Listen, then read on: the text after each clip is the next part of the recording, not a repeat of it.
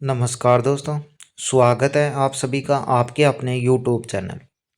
Friends, इस video में हम बात करने वाले हैं अपनी जो भर्ती है हरियाणा ग्रुप डी की, जिसका आप सभी को पता है कल शाम को आपकी रात को आंसर की है वो आपकी जारी हो चुकी है। और उम्मीद करता हूं कि सबने अपने आंसर की है वो देख ली होगी। नहीं देखी तो मैं अभी बता भी दूंगा कैसे क्या आप देख सकते हो। दूसरी चीज़ यहाँ पे बात करने वाले हैं अब नॉर्मलाइजेशन मार्क्स आपको कैसे क्या मिलने वाले हैं, और एकदम सटीक में आपको कट ऑफ है जो आंसर की आने के बाद वो आपको यहाँ पे बताने वाला हूँ। और किन सर्टिफिकेट को आपको ध्यान रखना है कि इतनी पुरानी आपकी यहाँ पे नहीं चलने वाली, इनके बारे में थोड़ा यहाँ पे जिक्र करेंगे। तो जो भी साथी इस भर्ती से रिलेटेड है वीडियो को पूरा जरूर देखें। तो चलिए शुरुआत करते हैं। सबसे पहले जल्दी से मैं आपको आंसर की यदि आपने नहीं देखी तो बता देना चाहूँगा कि नीचे डिस्क्रिप्शन में डायरेक्ट लिंक मिलेगा। जैसे ही उस पर क्लिक करोगे आपके सामने ये पेज ओपन होगा। इस पर आपको registration number, date of birth और ये पिन भरते ही, साइन इन करते ही आपके पास इस तरह का पेज ओपन हो जाएगा। ऊपर आपका नाम और इधर आपका जो रोल नंबर है वो आपका आ जाएगा, एप्लीकेशन ID। यहाँ पे आप देख सकते हो OMR शीट, और यहाँ पे आप यदि आपको आंसर की देखनी है तो वो आप यहाँ पे देख सकते हो। और चैलेंज करना है तो भी आप यहाँ पे कर सकते हो, वरना HSSC की ऑफिशियल साइट पे ऊपर ही ऊपर एक और लिंक भी आपका जारी हो चुका है। तो 10 नवंबर से आप मतलब 13 नवंबर तक आपका जो चैलेंज है, यदि आपको किसी पे डाउट लगता है, ऑब्जेक्शन करना है, तो आप 13 नवंबर तक कर सकते हो। और यहाँ पे जैसे ही उस पर क्लिक करोगे आंसर की वाली पे, इस तरह से आपके सामने खुलेगा। आपका ही यहाँ पे देखना कि पहला क्वेश्चन यहाँ पे होगा, फिर आपका जो करेक्ट ऑप्शन है वो आपका यहाँ पे होगा। आपको साथ में OMR शीट रख लेनी है, दूसरे फ़ोन में या कैसे भी आप उसको देखते रहो। यदि आपने भी 4 लिया है और उसका करेक्ट ऑप्शन भी 4 है तो आपका यानी जो सही है क्वेश्चन। फिर जैसे इस प्रकार ये करेक्ट ऑप्शन है वो दे रखे हैं, इधर OMR शीट में आप अपना देख सकते हो। चलिए अब बात कर लेते हैं दूसरी की, नॉर्मलाइजेशन मार्क्स। देखिए यहाँ पे बताना चाहूँगा कि जो आपके आंसर की आई है उस हिसाब से जितने पहले कैंडिडेट नंबर बता रहे थे लगभग उतने ही नंबर यहाँ पे बन रहे हैं। ऐसा नहीं है कि आंसर की आते किसी के जैसे 70 के 60 हो गए, 80 के 70 हो गए, ऐसा कुछ भी नहीं यहाँ पे नहीं हुआ है।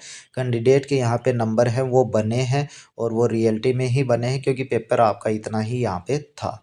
तो नॉर्मलाइजेशन की बात करूँ तो यहाँ पे जिस हिसाब से आपका पेपर था तो आपके नंबर माइनस में भी हो सकते हैं भाई, इस बात का भी थोड़ा सा ध्यान रखें। ठीक है, नंबर क्या है, माइनस में भी हो रह सकते हैं। डीमोटिवेट नहीं कर रहा, जो रियलिटी सच्चाई है वो ही मैं आपको यहाँ पे बता रहा हूँ कि माइनस में भी हो सकते हैं। और जिसका यदि ठीक जो आपका है तो वहाँ पे बढ़ भी सकते हैं। ज़्यादा नंबर आपके नहीं बढ़ने वाले, 3 से 4 नंबर आपके यहाँ पे बढ़ सकते हैं। और यदि माइनस होंगे तो इतने ही नंबर आपके यहाँ पे माइनस भी हो सकते हैं। ये नॉर्मलाइजेशन का यहाँ पे थोड़ा सा सिस्टम है। नॉर्मलाइजेशन की बात करूँ तो जो आपकी थी 21 तारीख को मॉर्निंग की और 22 को आपकी इवनिंग की, ये दोनों शिफ्टें थोड़ी सी आपकी अन्य दोनों शिफ्टों की तुलना में इजी बताई जा रही थी। और 21 की शाम की और 22 की सुबह की थोड़ी सी आपकी मॉडरेट लेवल की, यहाँ पे इनकी तुलना में थोड़ा सा, वैसे इतना हार्ड नहीं थी लेकिन इनकी तुलना में थोड़ा सा वो हार्ड थी। ठीक है, तो इस हिसाब से आपका नॉर्मलाइजेशन है वो 21 की शाम और 22 को सुबह को थोड़ा सा यहाँ पे मिल सकता है। बाकी अब बात आती है एकदम सटीक कट ऑफ की और सर्टिफिकेट की। तो यहाँ पे आपको बताना चाहूँगा मैं, आप सभी को पता है कल ही न्यूज़ आ चुकी थी कि 3 गुना कैंडिडेट हैं वो आपके यहाँ पे रिजल्ट में बुलाएंगे। यानी अब आपके आंसर की जारी हो चुकी है। रिजल्ट का इन्होंने पहले कह दिया था 1 माह के अंदर अंदर दे दिया जाएगा। तो लगभग पूरे चांस है कि नवंबर लास्ट तक ही आपको इसका रिजल्ट देखने को मिल जाए। सही कह रहा हूँ, नवंबर लास्ट तक ही आपको इसका रिजल्ट देखने को मिल जाए। तो अपनी जो सर्टिफिकेट है या आपके जो डॉक्यूमेंट्स हैं उनको पूरा ज़रूर रखें। तो मेन चीज़ दिक्कत आती है वो आती है EWS में, क्योंकि हर साल आपकी नई बनती है। तो यदि आपकी 1 अप्रैल से पहले की है तो दोबारा आप अपनी EWS सर्टिफिकेट बना लें। ठीक है, दूसरी चीज़ आती है BCA की सर्टिफिकेट, जो OBC वाले आते हैं यानी BCA BCB, इनकी सर्टिफिकेट लगभग 3 साल से पुरानी होती है। तो थोड़ी सी आनाकानी आप बोल सकते हो वहाँ पे हो जाती है।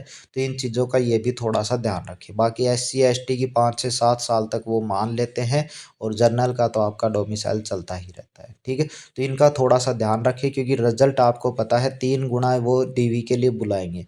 तो जैसे रिजल्ट आता है आपका, जैसे लेट रात को ही देते हैं वो और सुबह ही DV के लिए बुला लेते हैं। ऐसा आपने देखा होगा हर पेपर में, हर एग्ज़ाम में, हरियाणा के लगभग 90 एग्ज़ाम परसेंट एग्ज़ाम में ऐसा ही आपको देखने को मिलता है HSSC के।